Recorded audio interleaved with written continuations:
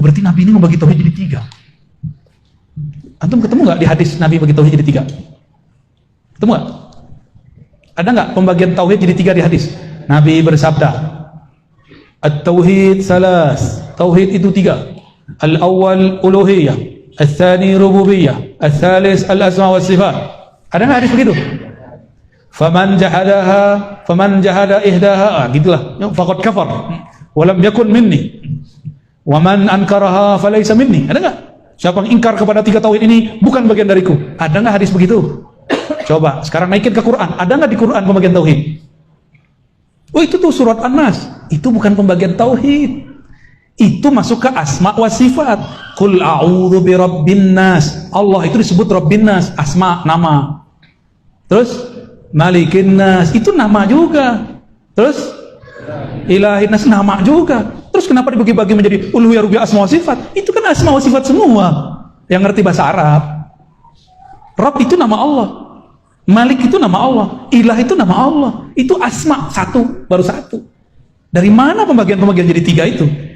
Oke, saya sebagai orang yang mengajar di kampus, kita punya satu kaidah. Seorang ulama, seorang ilmuwan boleh buat teori. Tapi teori ini tidaklah suci, boleh dikritisi. Sama kawan nggak boleh kritisi.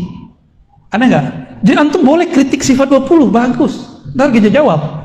Tapi nanti kita balas pertanyaan, siap nggak? Ya, saya kritisi tauhid uluhiyah rububiyah asma sifat. Dan saya siap mendengarkan pertanyaan antum.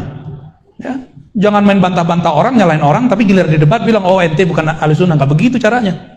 Ya, harus fair. Sebagaimana dulu berani buat yang baru. Ya. Kami kalau di kampus, bapak yang pernah ngampus, itu ada sidangnya. Kalau lagi sidang diapain nama penguji? Disalah-salahin. Bener nggak? Salah satu kajian ilmiah itu karakternya siap di debat. Ngaku kajian ilmiah, di debat bilang kita fasik mezindik. Kita debat dibilang kita jahmiyah. Kita debat dibilang kita bukan ahlussunnah.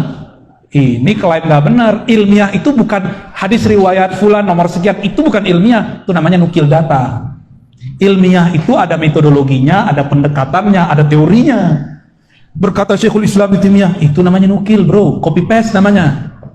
Ya, menukil bukanlah ilmiah. Nukil itu justru musuhnya ilmiah. Kita buat skripsi, nukil dari skripsi orang tanpa kemudian ada tambahan. Namanya apa? Plagiat, walaupun nyebutin sumbernya. Orang selevel anak S1 aja ngerti. Loh kok anak S1, S2 ada yang terjebak akidah begini, coba. Berarti dia lupa dengan kaidah ilmiah yang dia bangun selama ini.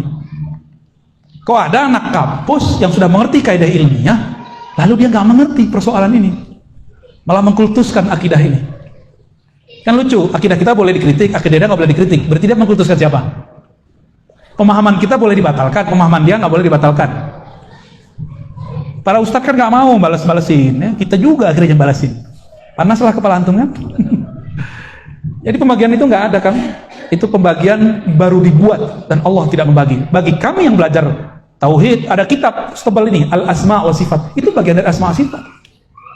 Tapi dalam ilmu tasawuf ada pembahasan uluhiyah rububiyah, ada. Bagaimana tanggapan atau jawaban bagi orang yang mengatakan bahwa pembagian tauhid menjadi 3 itu seperti trinitas pada agama Nasara? Naudzubillah ya. Ini dari orang yang jahil pangkat 3 paling sedikit. Ya. Jadi setiap yang terbagi 3 langsung dikatakan trinitas begitu. Umat ini dibagi menjadi 3 terkait dengan Al-Quran.